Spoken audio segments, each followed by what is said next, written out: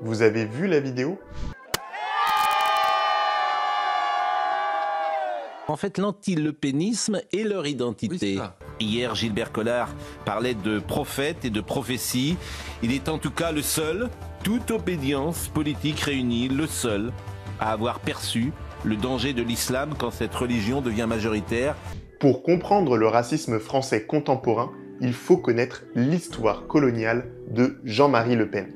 J'ai interrogé l'historien Fabrice Risseputi. Avant de parler du personnage, parlons du lepénisme. Quand on critique le lepénisme, on fait référence à ses origines collaborationnistes, antisémites, mais à peu près jamais à la matrice coloniale de cette idéologie qui est absolument déterminante. Le racisme de Le Pen est né dans les colonies. Il a démarré véritablement sa carrière politique en allant physiquement, personnellement combattre, d'abord en Indochine, puis en Algérie. Alors à ce moment-là, c'est un jeune militant anticommuniste, ultranationaliste et évidemment en faveur de la défense de l'Empire. Il va participer à la guerre d'Algérie. Dès son arrivée à Alger commence cette séquence de la guerre d'Algérie qu'on appelle la bataille d'Alger, qu'on devrait appeler la grande répression d'Alger. Sa rencontre avec les musulmans d'Algérie va être d'une violence totale. Jean-Marie Le Pen, il est un parmi beaucoup d'autres, de ceux qui vont utiliser les modes opératoires de ce qu'on appelait la doctrine de la guerre contre-insurrectionnelle, notamment celui de la torture. Certains admirateurs de Le Pen essayent de nier cette histoire, et pourtant, contrairement à ce que certains continuent à affirmer, on a une abondance de sources, de preuves, qui permettent d'affirmer donc qu'il a effectivement pratiqué lui-même et fait pratiquer la torture en Algérie. On sait que Le Pen est un tortionnaire raciste qui a construit sa pensée politique dans les guerres coloniales,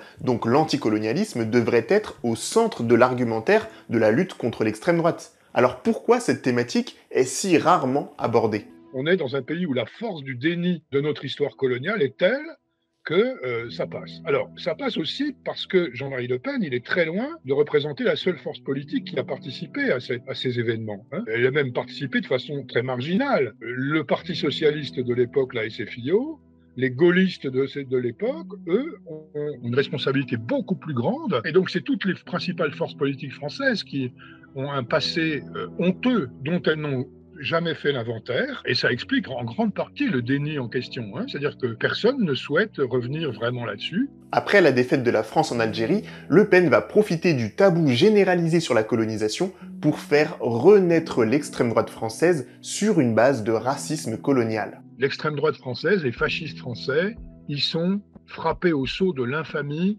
d'avoir été des collabos, des nazis, des antisémites. Ce que fait Jean-Marie Le Pen, c'est qu'il utilise, alors il n'est pas tout seul, mais la défense de l'Algérie française, c'est ce qui leur permet de se refaire une santé politique, de réactionner à un nationalisme raciste. Mais cette fois, en changeant de bouc émissaire, on va substituer aux juifs apatrides, qui étaient l'ennemi intérieur, le bouc émissaire principal de l'extrême droite française, on va mettre une sourdine sur cet aspect-là, même si bien sûr l'antisémitisme ne disparaît pas du tout. Et d'ailleurs Le Pen se chargera de le rappeler en faisant un certain nombre de provocations bien connues.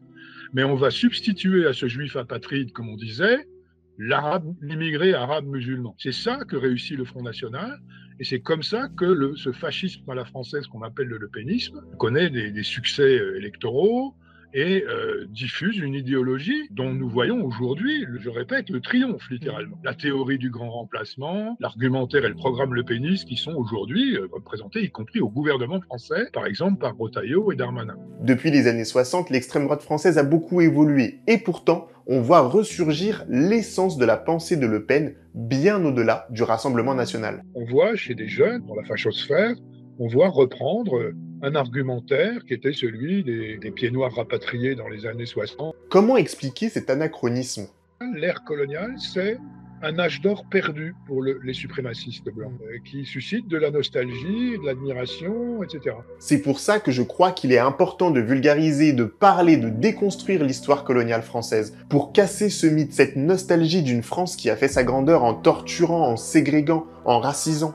Le Pen est mort, mais le lepénisme est plus vivant que jamais. Alors mobilisons-nous toujours plus précisément avec détermination pour proposer un autre projet de la France, un autre projet du monde, de nos rapports humains au-delà des races et des dominations.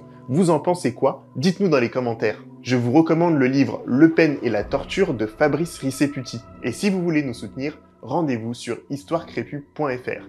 À bientôt sur la chaîne Histoire Crépue. Ciao, ciao, ciao!